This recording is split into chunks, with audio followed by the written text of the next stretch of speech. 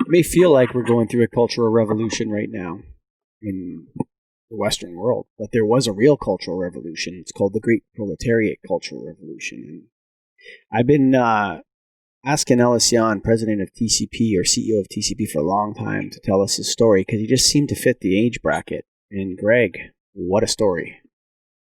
It was unbelievable. And this is not it. This is a lighting podcast, but guess what? In this episode, I don't know that we talked about lighting at all. And that's okay because it's very interesting and something you should get into. Yeah, this is a good story. And it takes from the beginning of Ellis Yan's life to the end of the Cultural Revolution in 1976 with the death of Mao. He doesn't even get to America. We have to do a part 2 and then maybe a part 3. But yeah, this was a good one. TCPI.com for technical consumer products, Greg.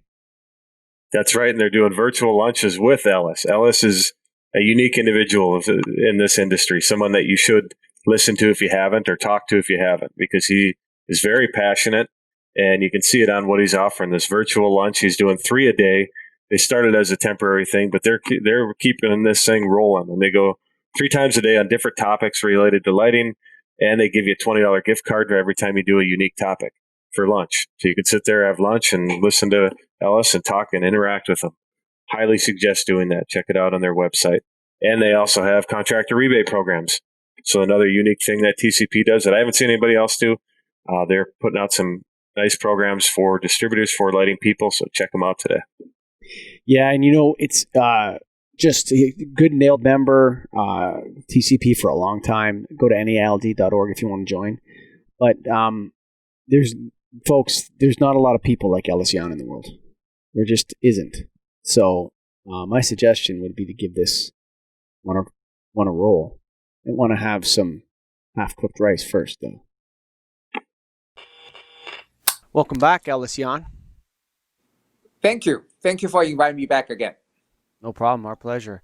So Greg and I have been interested in learning more about you personally for a while, and we've been trying to book this and ask you and get the right time. And I just feel like now is the right time for the lighting industry to really learn about who Ellis Yan is and where he came from.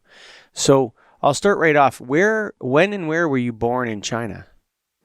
I was born in China, Shanghai, China, long time ago, 1954, June 9th. 1950. That was a long time ago. 1954. Right. So on May 16th, 1966, you were in Shanghai, China, when they declared the Great Proletariat Cultural Revolution. Correct. Exactly same time. I was 12 years old, and I just graduated from elementary school. Yes, everybody remember that month. Yeah, absolutely correct. And so you're in school. You're 12 years old, and did you return? You just graduated. Once the Cultural Revolution began, did you return to school in September and continue your education in high school? No. Yes or no? What happened at that time was they shut down the schools. In a way, they still ask all the kids go to the school, but there were no classes. So strange things about that is at that time, there are no tests need to be passed. We were being told you just go to the school, high school or junior high school close to your home. So they basically divided all the schools is all those schools you are next to that school, doesn't matter what that school is about, you go to that school. So strange things really happen because the junior high and high combined together next to my house used to be a girls' school. And that school was actually established in the 1920s. It was a Christian school, Christian girls' school. And my aunt, my mom went to that school. My 2 sisters went to that school until 1966. At that time, the school had no choice, so they have to accept both boys and girls. So actually, 1966 is the first time that school, since opened in the 20s, accept all the boys over there. Because that was being told, we just go to the nearest school. So when I went to that school, and all of a sudden I find out all the teachers over there knew my sisters. And they were always pointed to me, talk to somebody else. Oh, this is who and who brother. And it was very odd, tell you guys, okay? Because it's a girls' school. Also, because there was no preparation, and we find out there were not enough restrooms for the boys in their school. So we have to fight to go to the bathroom because it was a girls' school. It was a pretty bizarre. And obviously, we were required report to the school every morning, 8 o'clock. However, there was no classes. There are no really real classes or math or Chinese or physics, none above. When we were in the school at that time, pretty much is we did a lot of what we call political study. Okay. Political study. We did right. It's the political study. Okay, and we basically by today's standards called hang out. We just hang out in the school in a very loose style. Okay. And obviously the teachers didn't really put a discipline on the students either, because during that period of time, as you guys know, teachers were being called, classified as intellectual people, and was the target for that period of time. Was there any groups in your, like Red Guard groups or anything like that, formed in the student body of your school? I was a little bit too young for that, but Red Guards is all older than I was. Okay. I would say Red Guards kids is between I would say 17, 18, all the way to 40. It's not really young people. At that time, did you participate in was there any humiliation of the teachers going on with the dunce caps and the airplane pose and all that stuff that you read about, and when you learn about the Cultural Revolution? Did that happen at all at your high school? Yes. Okay. That's why I said earlier that teachers were very hesitating to really teach, because that kind of things just happen every single day. That become like a daily routine instead of going to classes, learn something. It just really, the whole thing was upside down. Okay. Instead of teachers supposed to teach versus the classroom pretty much controlled by the students. Okay. And obviously, certain teachers were very unfortunate, become the target. Okay, which things like that, it just happened on a daily basis.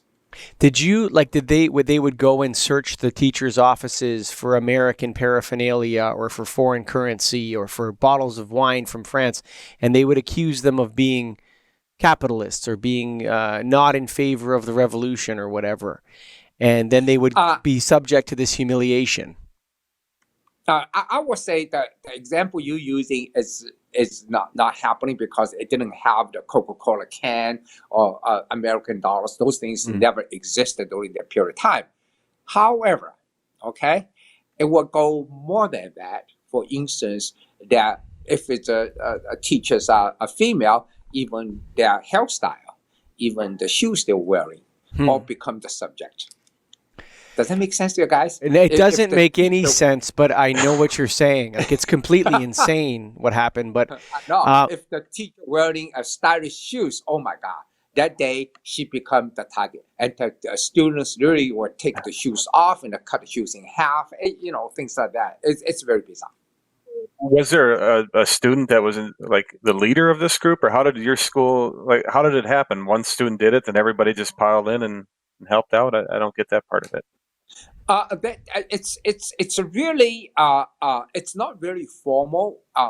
It's a freestyle. In other words, there was not really student body at that time. However, there is unannounced, unrecognized so-called student leaders, and you always have people like that. They become so-called the leader, and they are really come out and they get people energized, they get people going a little bit crazy, okay?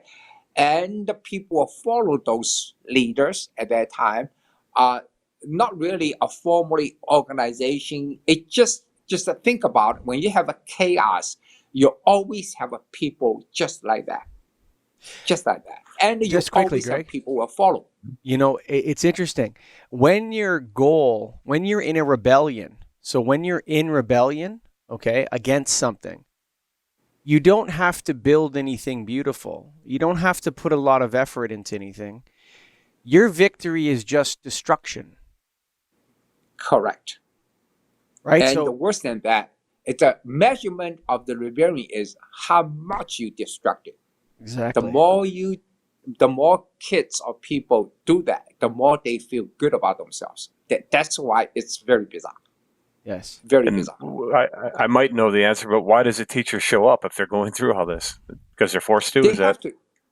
Okay, okay? teacher has to show up. Okay, because remember, this is so-called society structure.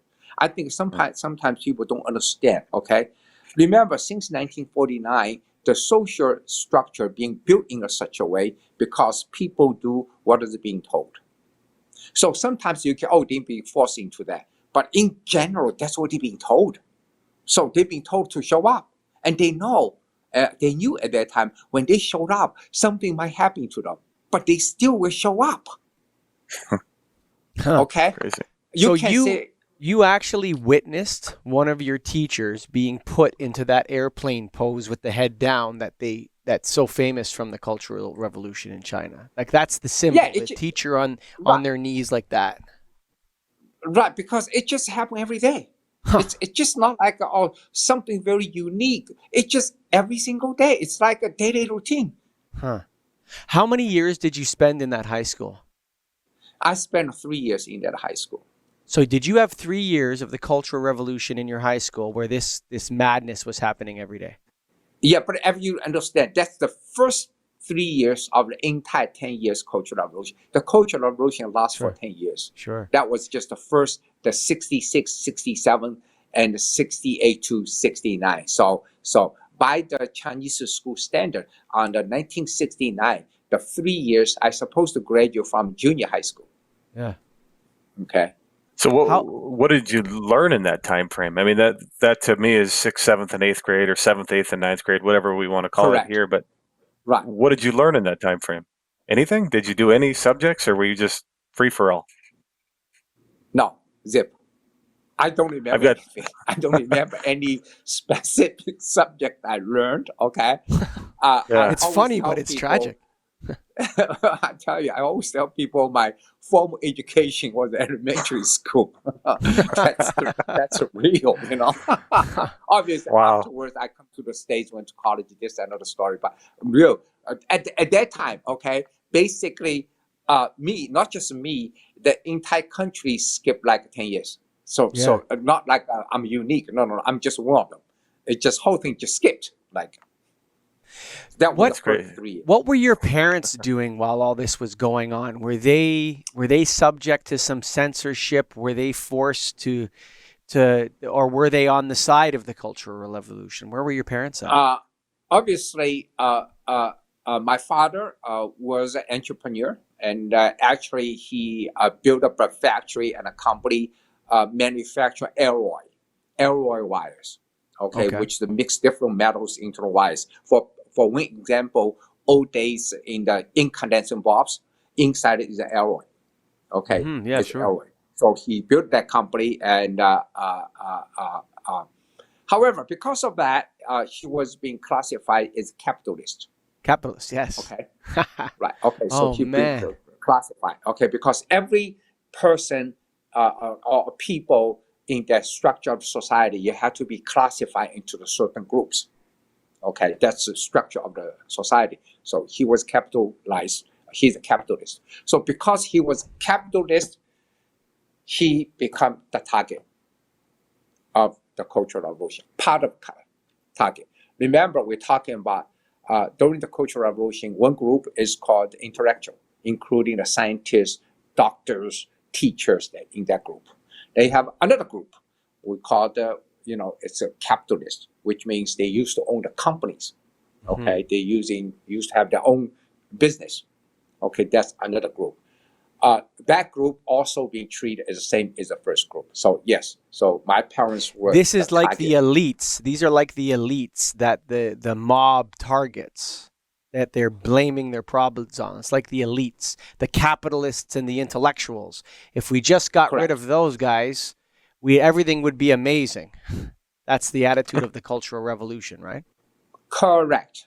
But more important, I think that's just on the surface. I think the real reason for the Cultural Revolution, I think it's just political struggling within the party. And end up the country and the people suffer. So it starts at the top, like infighting, yes, it's a top. infighting between elites in the politics spills out into the streets in a way. Correct. That's exactly what happened. Interesting. Okay. So yes, that was. At what point did your parents decide, decide to remove you from the situation? Were your parents taken away by the government? Were they jailed? What happened to them? No.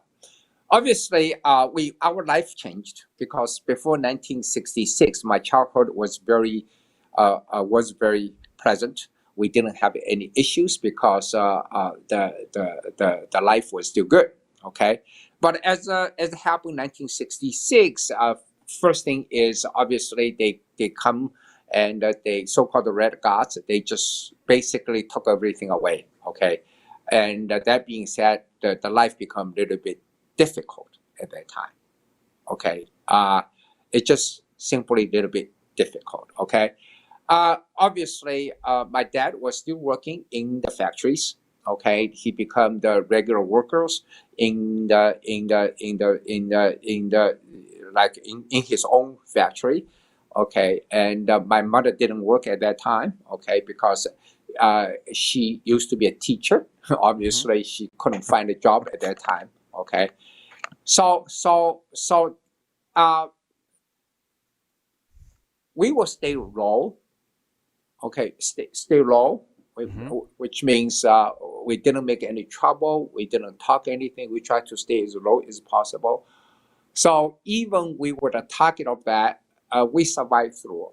Okay, the family was not being really harshly treated. Okay, it was treated badly, but not like horrible.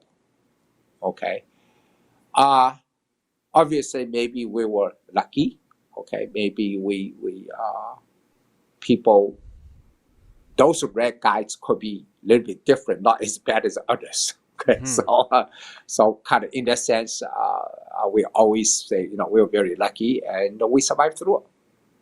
Okay, but like I said earlier, it doesn't last for 10 years, for a long time. Now, 1969, doesn't matter how much we learned or we didn't learn, the structure still continues. That means 1969. I supposed to graduate from elementary school. And I did. Okay.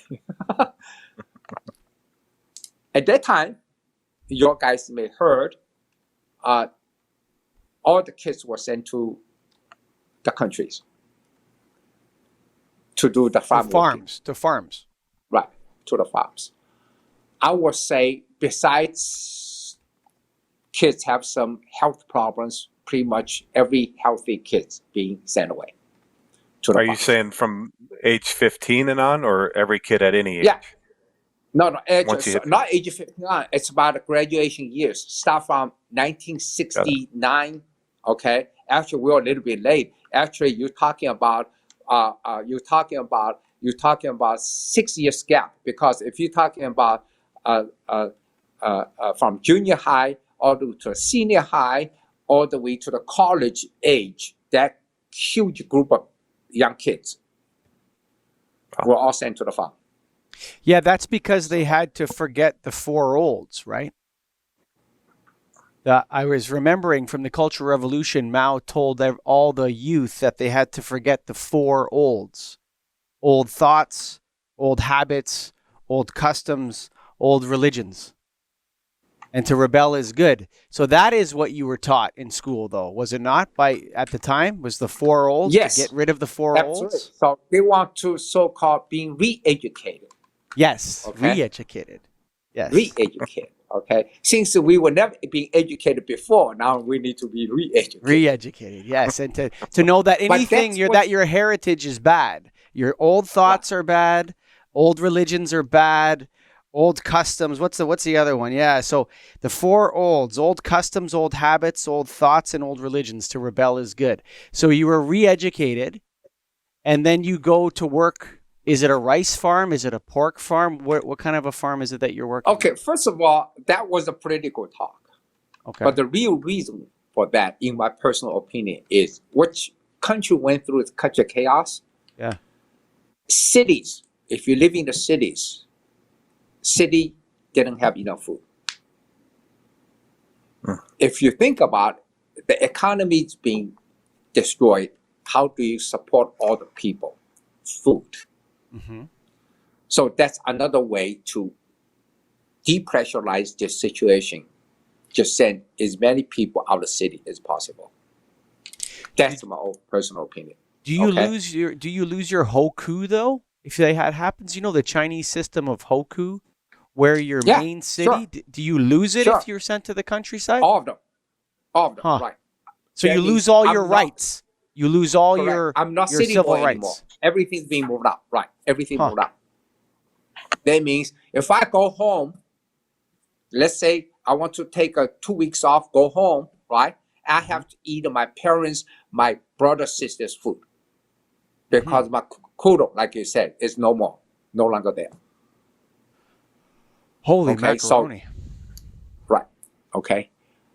I went to the farm. Was rice paddies. It's we are farmers over there. We together we literally planting rice.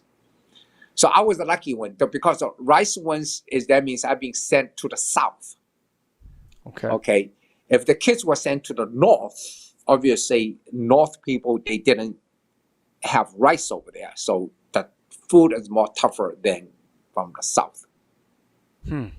So that was 1970 April. April 1970. April 10th. Right, April 10th. I was being sent away. So I always remember that day because in my life, there's a few days we never forget. That's one of the days. Okay, 1966 June, that's one of the timing. Then the next one was the 1970 April 10th. At that time, it's a train. Okay, slow moving. We call the yellow train, or we call the green train. The green train moves very slow, but they set up a special train station, which means they because all kids, okay, kids. So it's not like you buy a train ticket. It's just entire. I remember there's like 10 or 12 cars and filled up with the kids. Okay. And obviously, as young as I was, 15, 16, 17, okay, going that direction, okay, it was a pretty bizarre. Then you have all the parents over there. And I remember this, okay. Today I laugh about this because when the train started moving, oh my goodness, everybody cried because the parents worried about their kids. Kids has no idea we were going. You see what I mean? Yeah, it's sad. It just, oh my goodness. God, everybody's crying for God knows what, okay? Then the train started moving slowly, okay? And the bizarre things was because of kids, right? About an hour later, all kids were smiling because they forgot this whole thing. Because as kids, we have this curiosity. Everybody is so curious what I'm going to do. What's going to happen to us? You know what I mean? Mm-hmm. So, pretty bizarre. Yeah. Okay. And, but that's like unforgettable. Okay. That day. What was your rations like on the farm? What did you have to eat every day? Okay. Now getting a little bit different now. Okay. I was a city boy. We were come from Shanghai. Shanghai at that time, obviously cannot compare to what we doing things here. But that time we have a toilet, basic stuff, right? We have running water. We have cooking with the gas, okay, natural gas in the tank, that kind of stuff. So by comparison, I would say very civilized life. Even not as good as here, but good stuff. The blue train took us 1 day, 24 hours, to get to that next location. We got off the next location. There were buses waiting for us. It took 5 hours bus ride in the mountain road. Literally mountain road, small mountain road. 5 hours later, we end up God knows where. Complete mountain surrounding us. And we got off the bus, but the bus continues. Why? Because the bus may take 40 kids, so they drop like 8 to 10 kids in each village. Okay.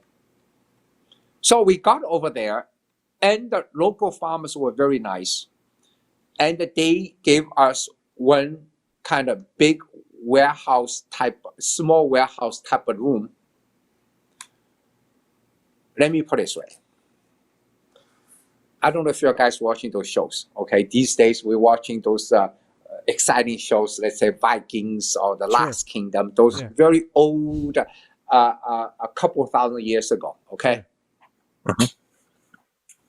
that was the life. No running water, no electricity, nothing. That little building over there. Okay. There's 10 beds inside. There's one in the middle because there was 5 boys and 5 girls. If you look up to your ceiling, you can see the sky. When it rains, we have to have bucket inside the building to make sure to catch the rain inside. Just imagine nothing. How long did you live there? 8 years. What was the name of that place? Oh, it's called Jiangxi Province. It's called Yihuang. The local place called Yihuang. Have you been back there? Have you ever been back there since? Yes, I went back over there. So first couple weeks, we were kids. Not just imagine, we were kids, right? Just like today's kids, okay? You go camping. How about that? You go camping, okay? Obviously, camping with no equipment. No equipment at all. And the local people are so nice to us. So they give us food, okay? And that's for first couple weeks. And, because of camping, yes, the living is terrible, but it's kind of fun, right? Sort of, okay. Yeah. And then after that, we brought a bunch of dry food or canned food with us. We start opening up all the cans because, God, I was only 15. I even didn't know how to cook rice, okay? Oh, man. And then slowly, the canned food started going away, like every day. Then we have 10 kids together, so we had our little meetings. We say, you know what? We better learn how to do things here. Because it looks like we're not going home. At that time, after 1 day and 5 hours journey, home seems so far away. And we couldn't go home anymore. So we stuck here. That's, I would say, about a month and a half later, and all of a sudden we realized it. We said, holy moly, we stuck here. And we were depressed. And we didn't smile. And we say to ourselves, what are we going to do? I think so-called depressing area lasts for at least like a few weeks. So, at the end of that period, all together, we said, let's just figure out a way how to live here. That's we start learn how to do everything from beginning to the end. Food, let's talk about food. If you don't plant your vegetables, you don't eat. Rice, start from rice as we join the locals. Every day, there's no clock. The sun comes up, everybody get up. Okay? There is a leader in the village. It's kind of funny. Every morning, even before the sun comes up, he will start to yell, "Time's to get up!" So whole village will get up. Then the wives will cook the breakfast, and the guys will go to the field. We'll work with those guys in the field for 2 hours. When the sun comes up, then we come back to the village to eat. So 10 of our kids, we rotate. So 2 kids will cook the meal.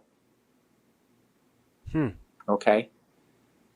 And let me tell you this way. I don't know if you guys ever ate half-cooked rice.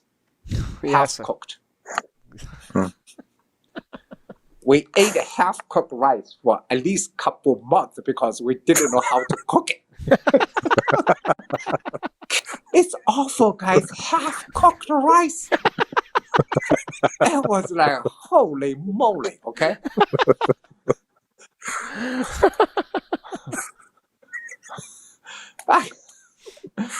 And the difficult part is this. Because I don't know if you guys ever saw, because today we have the rice cook, right? So now imagine you didn't have the electricity. So literally each family over there, obviously the farmers, local farmers give us called the stove. The stove is a big pot metal walker. But they have stones built around it. So put this walker in the middle. Then underneath, you're using wood or straw. Yeah. Now, in order to cook anything or cook rice, you got to capable to control the flame underneath it. Mm-hmm. So your rice even half cooked or burnt. Because you didn't know how quickly to put a flame on it.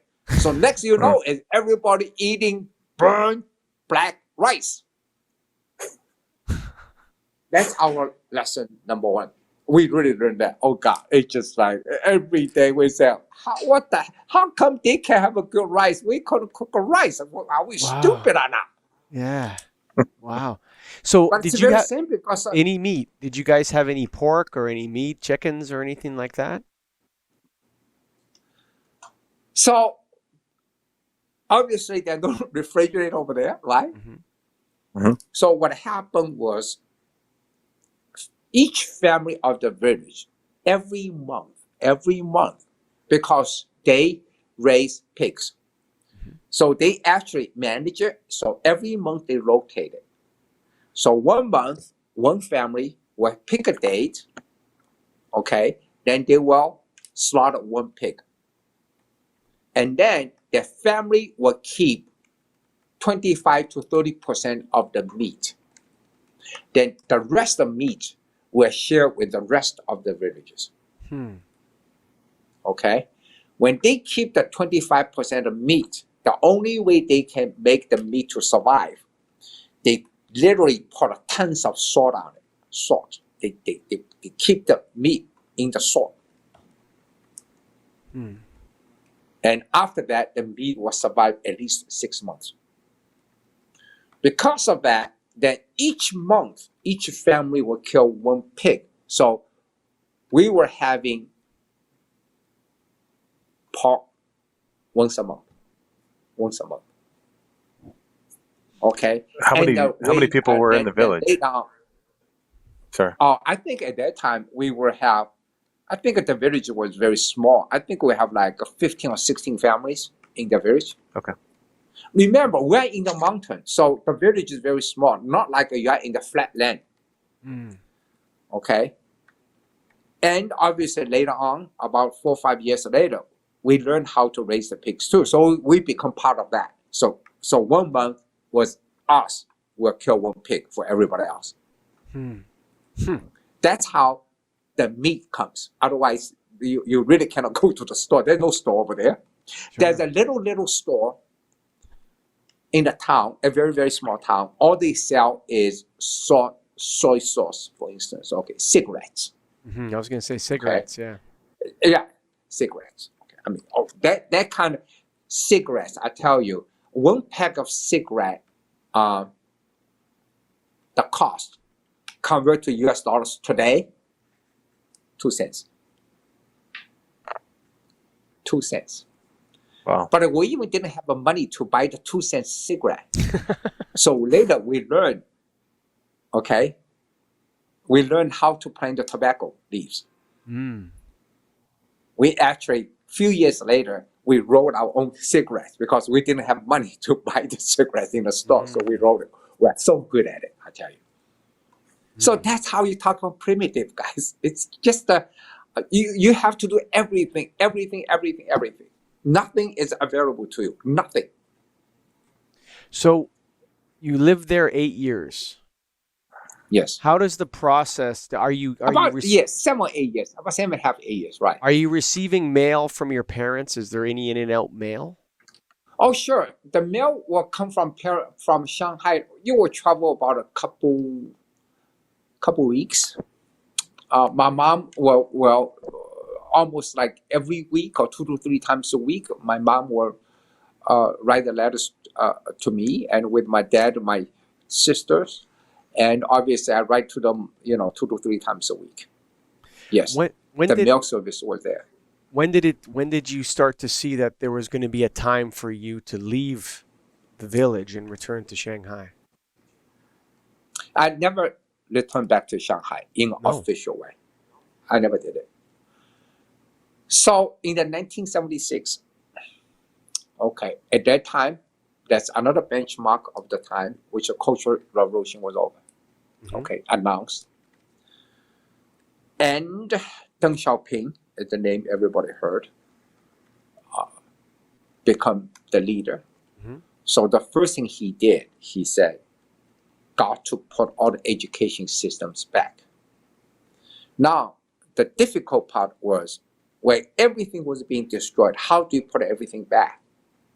So the first thing he did was, he said, you know what, we have to put this qualification or the entry testing system into the place. So obviously, very simple for them to open up make sure the junior high school, senior high school back to the business. But the university was pretty much shut down. Okay, so he wants to open up a university again, but he wants to set up the entry testing this and that. So the way he did was, he said, you know what, I don't care how old you are. You could be 20, you could be 40. If you're able to pass the test, I will let you go back to the university or colleges. Because there's no other way to handle this. Okay. So that was being announced in the end of 1975, 76. 75, I don't remember exactly what the time was. So my mother sent me 3 boxes of the textbooks. All kind of stuff in it, you name it. From physics to math to everything. And he sent me a very serious letter. He said, son, this could be an opportunity to get out there because there's no other way you can get out of there. Give a shot. So I got all those books. I studied, tell the truth. I even didn't know how I studied.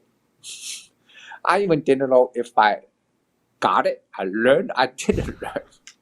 Because that's all I had. Yeah. Whoa. That was bizarre. And every day I was disciplined enough.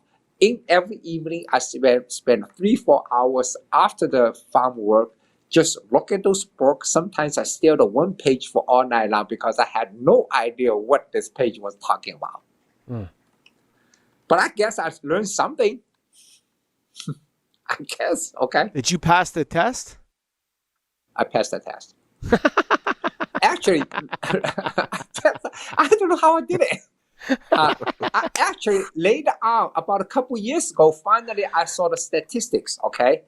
There was millions people applied. Only 5% passed. Wow. Now remember, I had to compete against 6-7 years older than me, and those guys literally went formal education from junior high to the senior high. You know what I mean? Because I'm talking about the age gap. So I even didn't realize. And when I say they say you will pass, I would say, "Oh, really?" Can you, Greg, hang on a second here. Okay, so you've been dropped off on the mountainside of some Yes. province. You've learned to cook rice, farm pigs, farm rice, roll in your own cigarettes. You're starting to relax a little bit. All of a sudden, a letter arrives from your mom with boxes of textbooks, and she says, "Son, read all these and hope for the best." Right, exactly. That's exactly right. I can't don't know how to imagine. explain this, but I even don't know how I went through it, but all I knew was I passed it. When you were in the farms, how many days or how many hours a day were you working? 7 days a week. There's no weekend. There's no calendar. There's no clock. Nothing. There's no weekend. Oh, today's Sunday. There's no such thing. Every morning when the sun come up, you go to work. Sun goes down. It's. Let me put it this way. It's very, very tough. Very hard work. Yeah. Very, very hard. Did you have Let a me tell you girlfriend? what. Not really girlfriend. You know, have 5 boys and 5 girls. Yeah. Okay, so you do your imagination. Okay, right. Okay. Are you in contact with any of those people? Do you know how to contact any of those 10 people today? Yes. But not very closely because everybody had their own life. You know, everybody Sure. working on their own stuff. Let me tell you how one of the difficult things. Just a few things I mentioned that too. Number one is remember. In the farm, we learned using the bamboo stick on your shoulder. So we normally because we're harvesting and we're harvesting rice. So we have to carry those grains. I mean, we're able to carry up to 150 pounds on a 2 bucket. That's why my mom always say why I'm so short, because when I was 15, 16, I have to carry 150 pounds constantly. Day in, day out. Okay. And obviously sometimes we didn't have the shoes, so my mom couldn't send me shoes. So lots of times we were barefooted. Okay. Because that's the way it was. It's not like something, oh, how difficult. No, it's the way. Just sometimes you have to think about that's the way it was. Okay. Whatever it was. The most difficult part is in August. Because the rice in that area they're playing 2 seasons. The first season was the end of April. Okay. And in the beginning of August, you have to harvest the first one, replant the second one. August at that time was constantly above 95. 100 is very easy. As you know, the rice is grown in the water. So rice paddy is water. Water mixed with mud. Just imagine this. In the 80 or in the 100 degree, you were in the rice paddy in the water, and you do the planting of the rice. The heat from top, the water heat shoots up. You sweat like you pee. That's how bad it was. Does that make sense to you? It does. You're just sweating, just absolutely crazy, and you're constantly drinking the muddy water because there's no other water you can find. So the one thing I'm so happy I didn't get sick. By today's standard, you look back, oh my God, almost like every single moment because the water, this and that, you will get sick. but magically enough, all 10 of us survived. Wow. So, Whew. That's like part one, the Cultural Revolution yes, in I Ellis think Yan. I know. This is unfortunately we have to cut it short because I have 11 o'clock Yeah. Yeah. show to do. I was going to say, But- based on this lighting thing is easy, huh, Alice, compared to all that? Correct. Take it all day long. So, Wow. so Alice, you're like the Chinese godfather of lighting. You're going to have a 3-part series on the story here. So we'll start. If we could do it again, I'd love to interview you about the exiting of the Cultural Revolution and returning back Yes. to normalcy. But for now, well, thank you for being a guest on the Get a Grip on Lighting podcast. That's part 1 of Ellis Yan. Sure. Thank you, Awesome. guys. Really appreciate Thank you. it. See you next time. See you next Yeah, time. bye now.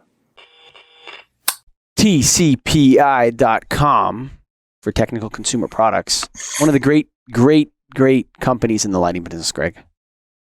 Yeah, and I think as you've heard today, who started it, Ellis Yan, and why they've become great is because the experiences he went through and where they're at today. And talking about what they do as a company, they're having these virtual lunches that Ellis is putting on. And he's doing 3 every single day, and he's been doing it for the last month and a half, and he continues to do it. Why? Because he's passionate. He cares about lighting. He wants you, if you're in the lighting industry, to be good at it, to know what it's about, to understand it, and to be able to sell it accurately, efficiently, effectively. He does it all for you. And you heard his story, at least part 1 of his story today. More to come. But what a great company. What a great person. Yeah, it's before we came into the studio, Scott and I were talking about Scott. We weren't talking about. Scott mentioned how he's becoming more and more interested in micro histories, like anecdotal stories that come out of a larger movement in history. And so many Americans are ignorant to what's happened in China. I am. Yeah. I didn't know any of that stuff you guys talked about today on the show. I mean, that's why I didn't talk much. Yeah. This is a new topic for me. Yeah. So, but I mean, the Cultural Revolution was a really scary thing. And, he may have overcome it and he may look back. And so that built character, that built adversity. But that's pretty wild the way the government can just come along and say, there's too many people in Shanghai. You're going to a mountain village and you're going to become a subsistence farmer. Or until we say you're not a subsistence farmer anymore. Crazy. And Americans are not accustomed to that kind of thought process, but they may now becoming more accustomed to it. And so maybe there's a cautionary aspect in all this when we consider the current climate of the times. But either way, folks, it's just a lighting podcast, and I hope you enjoyed it.